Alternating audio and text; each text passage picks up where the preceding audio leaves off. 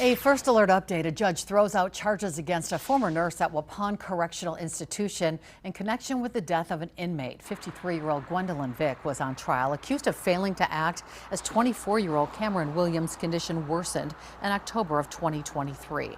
Prosecutors said she knew he had chest and stomach pain and was struggling to breathe before he was found dead the next morning from a rare stroke. Court records today show the judge dismissed the case. Vick is the first of 9 former Waupun staffers to go to trial. 3 others charged in connection with inmate abuse or deaths at the facility are still in the court system.